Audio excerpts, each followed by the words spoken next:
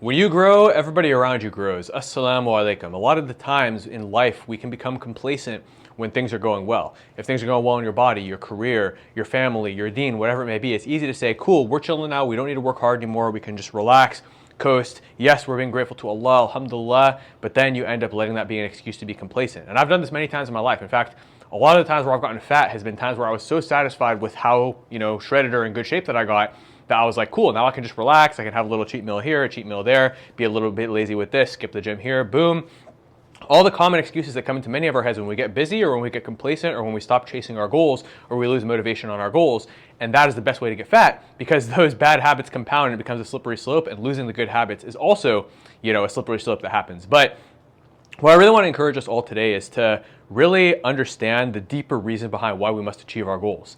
There are actually many deep reasons, Islamic reasons, family reasons, a lot of ways that we can stack our motivations in such a way when we realize the positive impact that not only the result of achieving our goals, but the process of achieving our goals and who that helps us to become actually has a positive impact on everyone around us and is the greatest way of showing gratitude to Allah subhanahu wa ta'ala. So let me explain what I mean by that.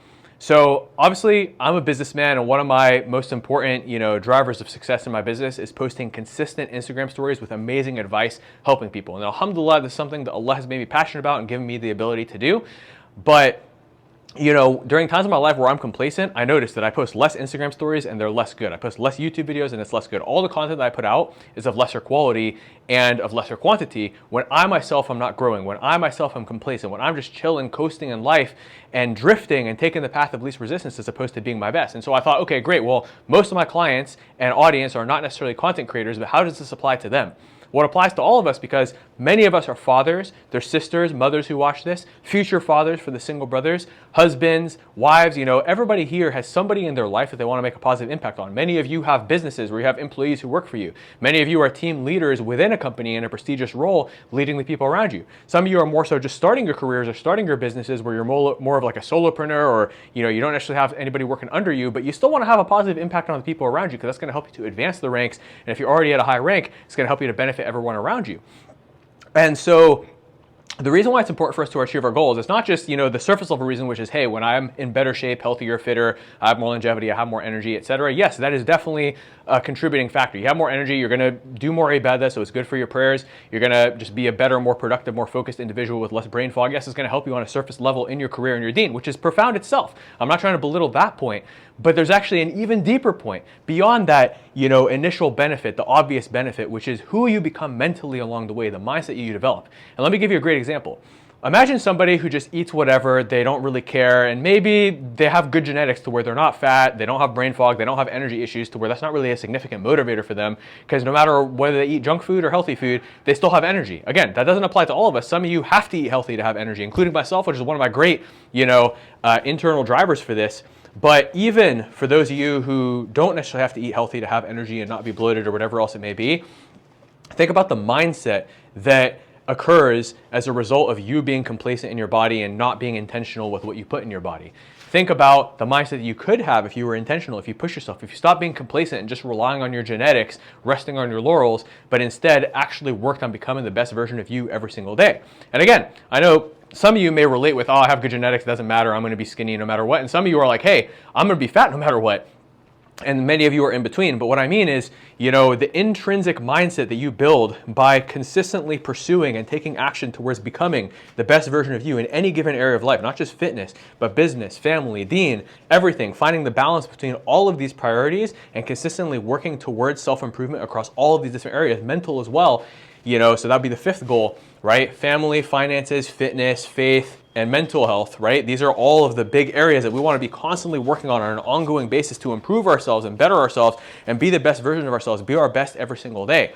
And when we're doing this, we show up as a better version of ourselves to better serve all the people around us and to better serve the ummah and to show the highest form of gratitude to Allah subhanahu wa ta'ala. Because let me ask you this. Yes, it's one thing to say thank you to Allah, and that's important. It's one thing to say alhamdulillah and be consistent with our adhkar. It's one thing to, not be ungrateful, right? These are very important. But what's the next level of that? The next level is to keep improving and growing at an accelerated rate and continue going further and further, and to understand that we can positively impact everybody around us, everybody in our masjid, everybody in our family, everything else, when we're on the path of becoming the best version of ourselves. Because the greatest thing you gain is not just the result of whatever you're pursuing. It's not just the money you make when you scale your business or advance in your career. It's not just and this one is going to be a controversial point, but bear with me. It's not just the good deeds you achieve when you do more ibadah. It's not just the body you build when you take care of your fitness and the energy and all the other benefits of that. It's not just the great relationships that you establish with your children and your spouse when you work on your marriage and when you work on yourself. It's the mindset that you build along the way of being a disciplined, dialed in, high standards, all in individual instead of a corner cutter, an excuse maker, a lazy person who just coasts on momentum and laziness, okay? Because that mindset allows you to do even more of all of the above, right? It's not just the more energy and better habits and more good deeds and more iman that benefits you when you work on your deen. It's the more barakah that you get from Allah, and it's the more internal mindset of being your best every single day that you build along the way. It's not just, having more energy because you're fit, building the good habits that you can continue to ride the momentum of, all that stuff when you get dialed in with your diet, your fitness, going for daily walks, working out, etc.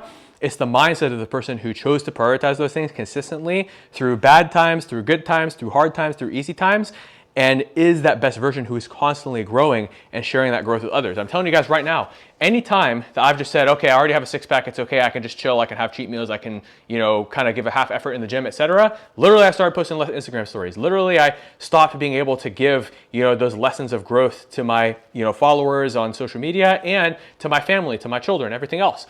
So, I'm just trying to inspire you guys right now that whatever your intrinsic motivators for whatever you're trying to achieve may be, build an additional motivator above that and how you're going to positively impact the people around you, your community, your deen, everything else, and better serve Allah. The greatest form of gratitude is not just to say thank you. That's an important foundation that we should all do, and remind for myself first for the times that we don't do that. But the greatest form of gratitude is to take even more action. So let's say that let's say that you started going to Fajr at the masjid and you started noticing more barakah in your business. You start making more money. Don't just get complacent and stop going to Fajr at the masjid. Don't just say thank you to Allah for giving you the more barakah in your business and giving you the ability to go Fajr at the masjid, but start going to Dhuhr at the masjid too, and Asr, and Maghrib, and Isha. Keep improving and show Allah gratitude for the initial success that He gave you from the small action you took by taking even more action, right? Let's say that for every, certain amount of money you make, you sponsor an orphan or you give a certain amount in charity, and then Allah gives you more wealth because Allah is rewarding you by multiplying the amount you gave to charity and giving it back to you, which we know is, well documented Islamically in the Quran. I can't remember if it's Quran or Hadith, but it's authentic. And for those of you who are knowledgeable, you can, let me know in the comments. But, and then you start making more money. Are you just going to continue to only operate at the current standard that you're at, or will you increase your charity even further? Okay? That's how you show the greatest level of gratitude. It's not just by maintaining the level that got you to where you're at. It's by increasing. That shows even more gratitude. That gives you even more self-improvement. That gives you even more barakah by the permission of Allah, right? Let's say that, you get fit and you lose, 30 pounds and you're in pretty good shape. You're in good enough shape that you no longer have the pain of being fat and having a protruding belly or being tired or being worried about your health markers or whatever motivated you to initially lose that 30 pounds. But then you become complacent. You just chill. Before you know it, you're going to start slowly gaining weight again because you fall off on those habits. But let's say that you set the next goal. Okay, great. Now I'm going to run a marathon. I'm not saying you guys have to run a marathon, but one of my clients actually did that. He noticed that after he lost the first 44 pounds, he started to become lazy, and he's about to have a kid, mashallah. So he said, okay, great.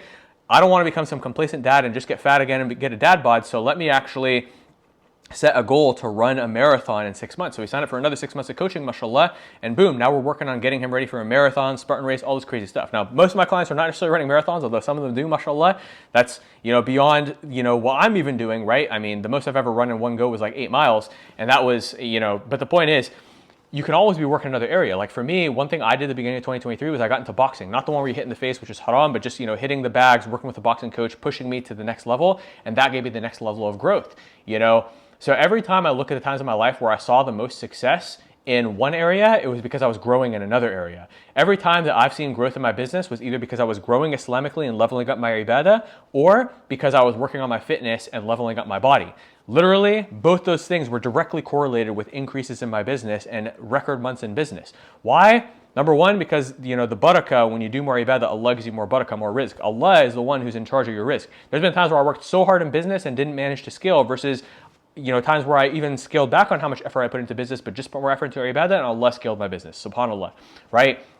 There's been times where I just worked on my fitness instead of allowing business to be an excuse while I was getting fat, and boom, Allah increased my business because Allah, used fitness as the means by which I built a better mindset, which allowed me to better serve my people through my content, and then Allah made that content reach a lot of people and benefit them and brought me more clients. So the point is, whenever you're growing, this is what gives you the greatest level of positive impact in every other area, not just surface level results, but the person you become, and therefore make that a part of your motivation.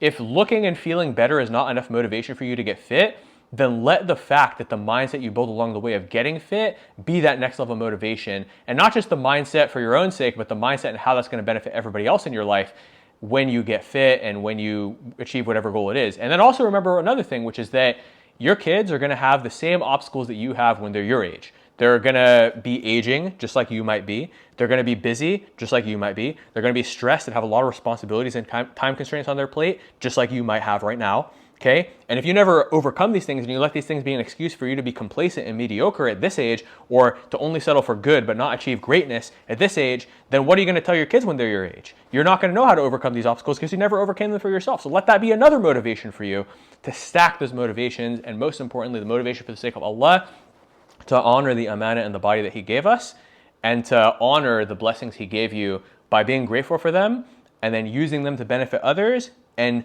choosing not to be complacent and let those blessings to decay, but instead continuing to work on them. If Allah gave you a beautiful plant in your garden, would you just not water it and not take care of it and let it die? No. You would water it, you would let the plant grow even more beautiful, and you would do everything you could to honor and take care of this blessing that Allah gave you. So that applies to every blessing. If Allah gave you wealth, invest it wisely to grow it, and spend it wisely to benefit others. Same thing, with the plant. If the plant grew fruits, don't just eat it for yourself, give it to others. So same thing with your wealth. If Allah gave you health, keep working on your health. Don't let the fact that Allah blessed you with health be a reason for you to be complacent and destroy your health, like so many uncles who go and just get diabetes because they keep eating junk for their whole life and skipping the gym because they're complacent, and they settled for the fact that when they were younger, their metabolism was fast enough to eat that stuff, and now they're getting fat and old, and they just say, oh, it's because I'm getting old, that's why I'm getting fat and low energy, so I'm going to be complacent. No. If Allah gave you health, water that tree. Don't let it decay. Let it grow and water it so much that it keeps growing and improving, and then overflowing with all the fruits that you can give to others. When you take care of your fitness as you get older, you can better serve everybody in your life, and you can better serve your kids when they go through these obstacles too. If Allah gave you a family, don't just be complacent and do the bare minimum for your kids. Go above and beyond to do extra for them, right? If Allah gave you the ability to go to the masjid, to have a car that you can drive to the masjid, to live close to the masjid, or even if you live far, if you still have a car and you're able-bodied and your two legs work, even if you have one leg, there's a brother. There's so many brothers who, they're older, they walk slowly, their knees hurt, but they still go to the masjid for all 5 salah. I see them anytime I go, right? There's another brother who has like a walker, I think he has a handicap sticker on his thing. He's probably only in his 50s, but I think maybe he has a leg issue, right?